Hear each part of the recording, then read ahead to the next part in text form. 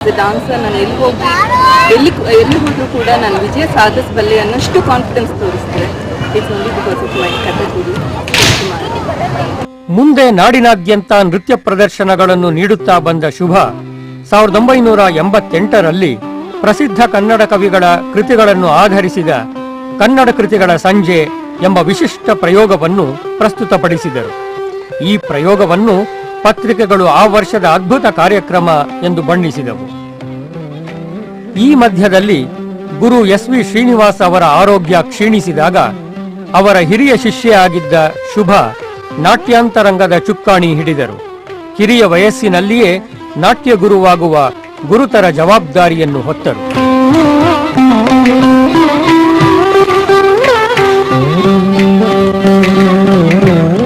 Little girl was just attracted by dance.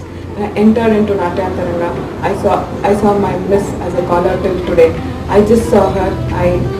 I shivered. I literally shivered. And good that I shivered that day. That shivering in a form of respect is still there till today in my heart.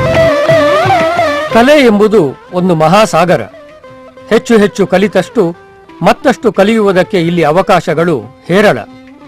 ಇದನ್ನು ಅರಿತ ಶುಭ ತಮ್ಮ ನೃತ್ಯ ಜ್ಞಾನದ ಪರಿಧಿಯನ್ನು ವಿಸ್ತಾರಗೊಳಿಸಿಕೊಳ್ಳಲು doctor Padma Subrahmanyam, Shrimati Kalanidhi Narayanan, doctor ಕನಕ್ರಿಲೆ, Shri Mahalingam Pillai ಇವರುಗಳಲ್ಲಿ ನಾಟ್ಯಶಾಸ್ತ್ರದ ವಿವಿಧ ಮುಖಗಳ ಪರಿಚಯವನ್ನ ಮಾಡಿಕೊಂಡರು.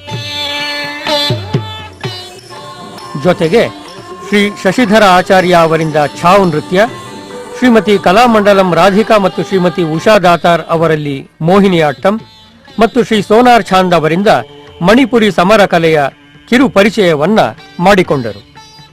ಯಾವತ್ತು dance class ಸೇರಿದ್ದೀನೋ ಇವತ್ತವರೆಗೂ ಯಾವ ಮಟ್ಟದಲ್ಲಿ ಇದ್ದೀನೋ ಎಲ್ಲ ಪೂರ್ತಿ ನಮ್ಮ ಗುರುಗಳಿಂದಾನೆ. ಅವರ ಬಳಿ ಬರೀ ನೃತ್ಯ ಅಲ್ಲ, ನೃತ್ಯದ ಬಗ್ಗೆ ಇನ್ನೆಲ್ಲ ವಿಚಾರಗಳನ್ನು ತಿಳಿದುಕೊಂಡಿದ್ದೇನೆ. ಭಾರತೀಯ ನೃತ್ಯ ಪರಂಪರೆಯ ವಿವಿಧ ಲಕ್ಷಣಗಳನ್ನ ಕರಗತ ಮಾಡಿಕೊಂಡ ಶುಭಾ ಧನಂಜಯ ದೇಶದ ಹಲವಾರು ಪ್ರಮುಖ ವೇದಿಕೆಗಳಲ್ಲಿ ತಮ್ಮ ನೃತ್ಯ ಪ್ರತಿಭೆಯನ್ನು ಮೆರೆದರು. ಧರ್ಮಸ್ಥಳದ ಲಕ್ಷದೀಪೋತ್ಸವ, ಜವಾಹರ್ಲಾಲ್ ನೆಹರು ಜನ್ಮಶತಮಾನೋತ್ಸವ, ಮದ್ರಾಸಿನ ಶ್ರೀಕೃಷ್ಣ ಗಾನಸಭಾ, ಚಿದಂಬರಂನ ನಾಟ್ಯಾಂಜಲಿ ನೃತ್ಯೋತ್ಸವ, ಮದ್ರಾಸಿನ ಶಿವಾಲಿ ನೃತ್ಯೋತ್ಸವ, ತಿರುವನಂತಪುರದ ಸೂರ್ಯ ನೃತ್ಯೋತ್ಸವ ಮತ್ತು ಇನ್ನೂ ಹಲವಾರು ಉತ್ಸವಗಳಲ್ಲಿ ಪ್ರದರ್ಶನಗಳನ್ನು ನೀಡಿ ಜನಮನ್ನಣೆ ಗಳಿಸಿದರು.